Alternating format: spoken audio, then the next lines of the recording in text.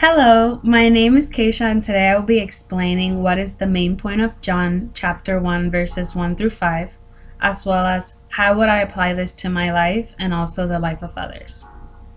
So John chapter 1 says, "In the beginning was the Word, and the Word was with God, and the Word was God. He was in the beginning with God. All things were made through him, and without him was not anything made that was made. In him was life, and the life was the light of men. The light shines in the darkness, and the darkness has not overcome it." So the first thing we need to ask ourselves is, who or what is this Word? So verse 14 says, "The Word became flesh and dwelt among us." So that tells us that the Word is Jesus. And so if Jesus was with God, that explains the relationship and the fellowship that Jesus had with the Father in the beginning. Later it says the Word was God, and so this affirms that this Word, this God, is God, and it's one. So God the Father and God the Son are both the same person, even though one is the Father and one is the Son. They're still the same.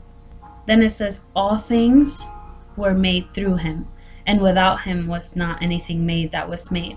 So this includes the whole universe and everything in it, every living thing. All things were made through him. And if we look at the book of Genesis, in the beginning, God created the heavens and the earth. So what the book of John is talking about, we can see proof of it in the book of Genesis, where it talks about God being in the beginning. "In him was life, and the life was the light of men. The light shines in the darkness, and the darkness has not overcome it."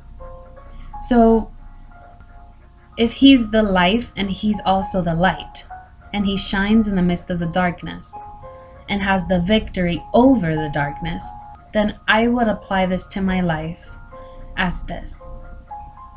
If I believe in this God, the God that was from the beginning, Jesus, the one that's with God, but it's also God, if I believe in him, and I believe that all things were made through him, that he has the power to, with a word, speak things into being, if he is my God, then that means he's my life.